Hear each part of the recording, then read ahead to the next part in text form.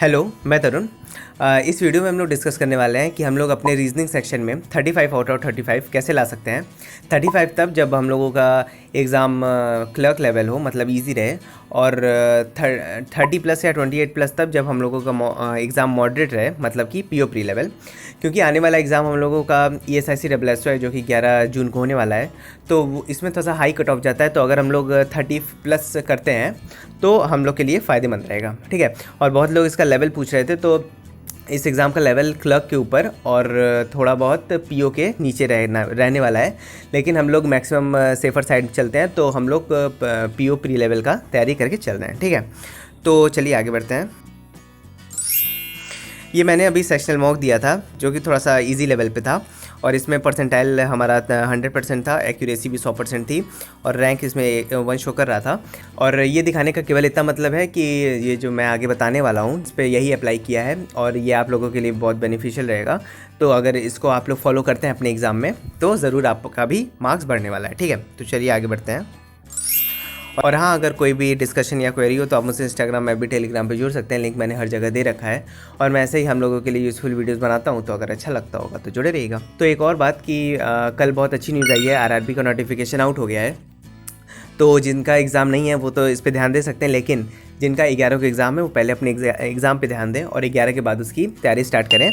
और मैंने भी बहुत अच्छे से सोच रखा है, तो 1-2 दिन में मैं भी उसका वीडियो लेते आऊँगा कि मैं क्या क्या करने वाला हूँ उसके लिए। तो ऐसे बने रहिए, ठीक है। तो अब मेन मुद्दे पे बात कर लेते हैं। तो अगर देखा जाए तो हम लोगों का रीजनिंग में 2 पार्ट होता है। पहला पार्ट मिसलेनियस होता है, और ये मिसलेनियस हम लोगों का सबसे ज़्यादा स्कोरिंग पार्ट होता है, क्योंकि इसमें कम टाइम में हम लोग बहुत ज़्यादा स्कोर कर लेते हैं।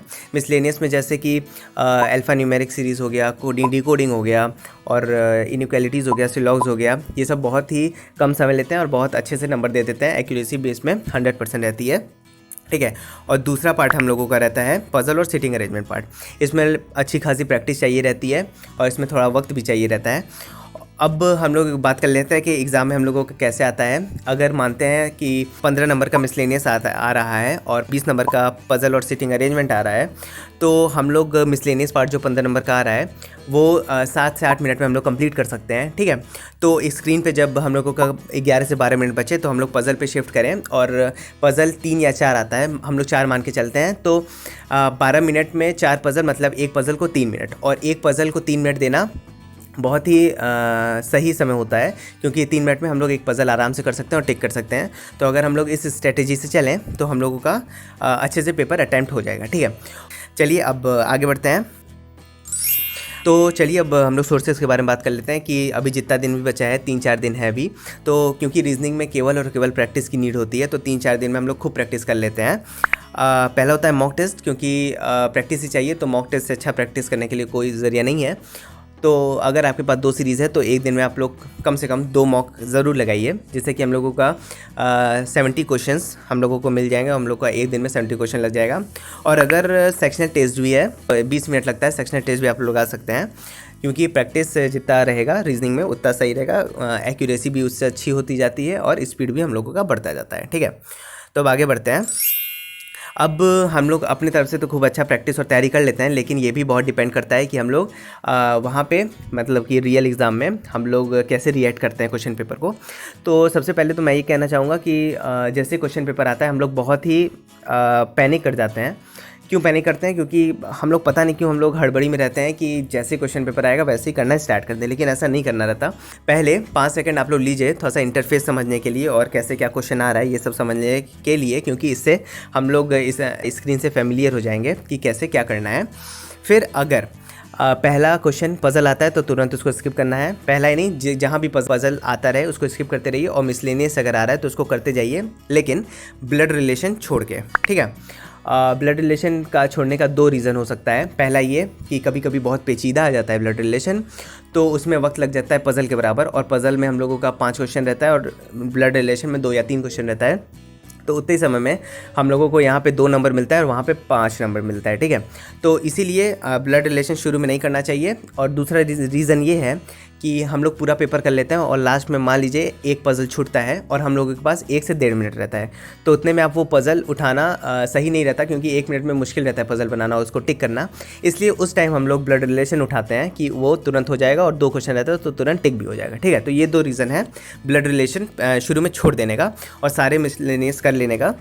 फिर ट्राई कीजिए कि 7 से 8 मिनट में हम लोगों का सारा मिसलेनियस कंप्लीट हो जाए विद एक्यूरेसी।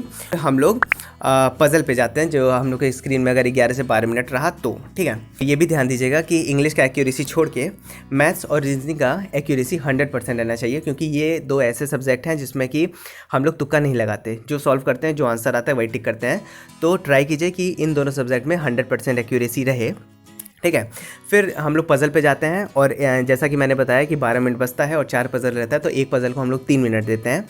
और फिर अब पज़ल स्टार्ट करते हैं। और पज़ल में भी वैसे तो अभी मैं आरआरबी के लिए जो वीडियोस बनाऊंगा उसमें पज़ल का बहुत अच्छा 3 टिप्स दूंगा, लेकिन अभी मैं थोड़ा सा शॉर्ट में बता दे रहा हूँ कि पज़ल को जब आप करिएगा तो सबसे पहले स्क्रीन पे अपना हाथ रखते हुए करिएगा, क्योंकि हम लोग लाइन मिस कर देते हैं, फिर पूरा पज़ल बर्बाद हो जाता है। पहला ये, और दूसरा ये कि प्रोजेक्शन बनाते चलिएगा। जिसको प्रोजेक्शन नहीं पता उसको मैं ये बता दूँ कि जैसे एक क्वेश्चन आता है कि बी ए का नेबर है, तो बी ए के राइट में भी हो सकता है, लेफ्ट में भी हो सकता है, तो 2 फिगर बनाइएगा, एक में बी को राइट में रखिएगा, एक को बी को लेफ्ट में रखिएगा। तो ऐसे करते हुए चलेगा, क्योंकि प्री का पज़ल है तो 1-2 स्टेप के बाद तुरंत एक प्रोजेक्शन कट जाएगा, फिर फाइनल आंसर आ जाता है। मैं प्रोजेक्शन बनाने को इसलिए कह रहा हूँ क्योंकि वहाँ पे जब हम लोग ये सोचते हैं कि बी यहाँ भी रह सकता है, बी यहाँ भी रह सकता है, तो दिमाग में बहुत हौच पौच हो जाता है और फिर हम लोगों का पूरा पज़ल बेकार हो जाता है। ठीक है, इसलिए 2 चीज़ याद रखिएगा, पहला तो स्क्रीन पे उंगली रखते हुए चलिएगा और दूसरा प्रोजेक्शन बनाते हुए चलिएगा। और अपने पेज पर थोड़ा सा बड़ा बड़ा फिगर सब चीज़ों का बनाएगा, क्योंकि छोटा रहता है तो बहुत मिक्स हो जाता है, उसमें ख़राब हो जाता है। और सेम चीज़ यही डायरेक्शन और डिस्टेंस में भी ध्यान रखिएगा कि फिगर बड़ा बड़ा बनाइएगा।